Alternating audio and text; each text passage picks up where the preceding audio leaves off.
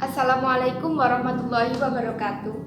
Perkenankan, kami dari kelompok 5 dengan anggota saya Mutia Lutfi Hanifah absen 22, Puji Subekti absen 23, Kori Rahmalia Kardina absen 24, Raden Rara Anissa Nur Alimah absen 25, dan Raden Rara Sekar Esterna Karisawuli absen 26 akan menyampaikan hasil diskusi kami tentang ancaman di bidang ekonomi.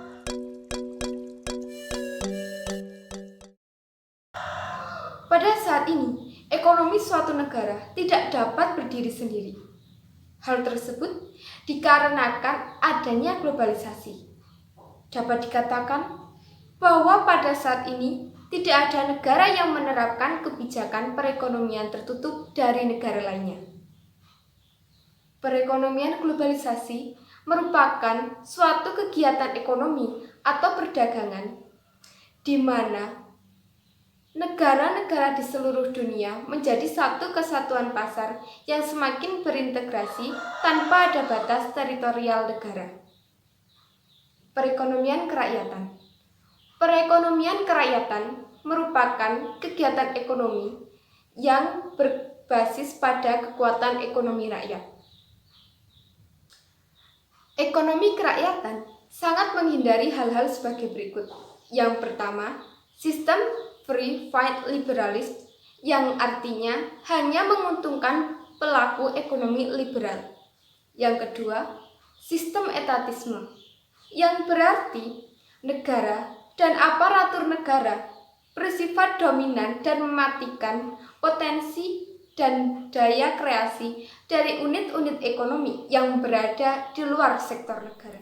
Info kewarganegaraan yang ketiga. Pemusatan kekuasaan ekonomi pada suatu kelompok dalam bentuk monopoli yang merugikan masyarakat dan bertentangan dengan cita-cita keadilan sosial. A. Ancaman internal. Ancaman internal dapat berupa inflasi, pengangguran, infrastruktur yang tidak memadai, dan sistem ekonomi yang tidak jelas. B. Ancaman eksternal di bidang ekonomi. Indonesia akan dibanjiri barang-barang dari luar negeri seiring dengan adanya perdagangan bebas yang tidak mengenal adanya batas-batas negara. Hal ini mengakibatkan semakin terdesaknya barang-barang lokal terutama tradisional karena kalah bersaing dengan barang-barang dari luar negeri. Ancaman eksternal yang kedua, cepat atau lambat perekonomian negara kita akan dikuasai oleh pihak asing, seiring dengan semakin mudahnya orang asing menanamkan modalnya di Indonesia. Pada akhirnya mereka dapat mendikte atau menekan pemerintah di negara kita. Dengan demikian, bangsa kita akan dijajah secara ekonomi oleh negara investor. 3. Timbulnya kesenjangan sosial yang tajam sebagai akibat dari adanya persaingan bebas. Persaingan bebas tersebut akan menimbulkan adanya pelaku ekonomi yang kalah dan yang menang. Pihak yang menang akan dengan leluasa memonopoli pasar, sedangkan yang kalah akan menjadi penonton yang senantiasa tertindas. 4. Sektor-sektor ekonomi rakyat yang diberikan subsidi semakin berkurang. Koperasi semakin sulit berkembang dan penyerapan tenaga kerja dengan pola padat karya semakin ditinggalkan sehingga pengangguran dan kemiskinan sulit dikendalikan. Ancaman eksternal yang kelima adalah memperburuk prospek pertumbuhan ekonomi jangka panjang. Apabila hal-hal yang dinyatakan di atas berlaku dalam suatu negara, maka dalam jangka pendek pertumbuhan ekonominya menjadi tidak stabil.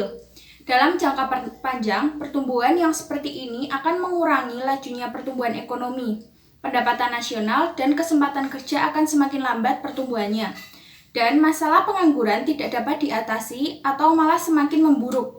Pada akhirnya, apabila globalisasi menimbulkan efek buruk kepada prospek pertumbuhan ekonomi jangka panjang suatu negara, distribusi pendapatan menjadi semakin tidak adil dan masalah sosial ekonomi masyarakat semakin bertambah buruk.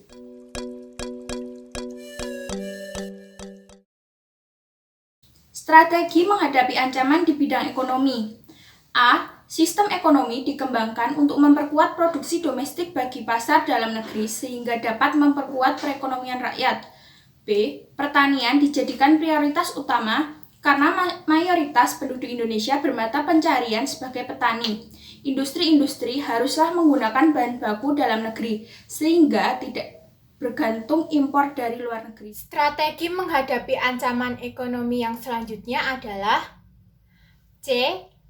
Perekonomian berorientasi pada kesejahteraan rakyat. Artinya, segala sesuatu yang menguasai hajat hidup orang banyak harus terjangkau oleh daya beli masyarakat. D.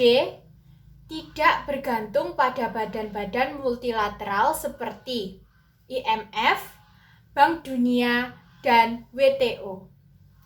E. Mempererat kerjasama dengan sesama negara berkembang untuk bersama-sama menghadapi kepentingan negara-negara maju. Demikianlah presentasi dari kelompok kami. Semoga bermanfaat untuk kita semua. Terima kasih atas perhatiannya. Kurang lebihnya mohon maaf. Selamat siang.